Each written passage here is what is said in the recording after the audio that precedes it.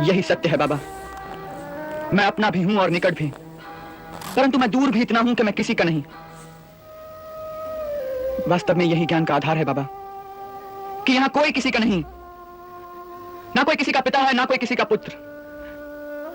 ये रिश्ते नाते, ये ममता, ये मोह के बंधन, ये शत्रुता के बंधन, ये सब माया का दृष्टिभ्रम है बाबा। सब माया का दृष्टिभ्रम है बाबा। अपने पूर्व जन्मों के कर्मों के अनुसार हर जन्म में नए नए रिश्ते, नए नए नाते बनते और बिगड़ते रहते हैं। कोई रिश्ता, कोई नाता सदा के लिए नहीं रहता। हर जन्म में ये बदलते रहते हैं। सदा केवल रहता है सत्य और भगवान। इसीलिए भगवान का एक नाम सत्यनारायण भी है बाबा।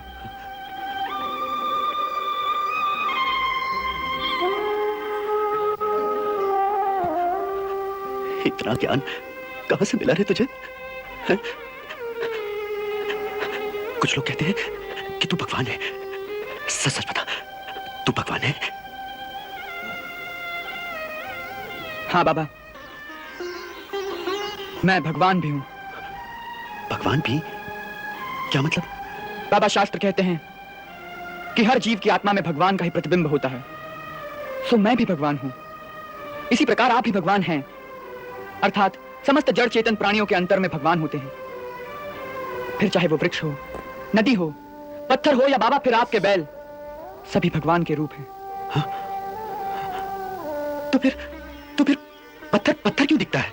वृक्ष वृक्ष क्यों दिखता है? भगवान क्यों नहीं दिखता? क्योंकि आप माया के चक्षुओं से उन्हें देखते हैं बाबा। उसके लिए अपने चित्त की सारी वृत्तियों को रोककर ज्ञान अथवा भक्ति की दृष्टि से देखोगे तो बाबा पत्थर भी भगवान दिखाई देगा, वृक्ष भी भगवान दिखाई देगा। इसी प्रकार जब आंखों से माया का पर्दा हट जाएगा तब इस बात का ज्ञान होगा कि अलग अलग पात्रों का अलग अलग रूप धर के भगवान स्वयं ही ये लीला कर रहे हैं। स्वयं ही पिता है, स्वयं ही पुत्र, स्वयं ही मित्र है, स्वयं ही शत्रु बाबा। जब इस चरम सत्य की अनुभूति हो जाती है तो प्राणी दुख और सुख की सीमाओं से आगे निकल जाता है। फिर उसे ये मिलना, ये बिछड़ना, ये संजोग, ये वियोग, ये मित्रता, ये शत्रुता, सब कुछ एक खेल सा लगने लगता है। पिता होने के नाते बाबा, ये सारी बातें आपको मुझे समझानी चाहिए ताकि आपका पुत्र भावनाओं की दलदल से निकलकर एक कठोर कर्तव्य पथ पर आगे बढ़ सके।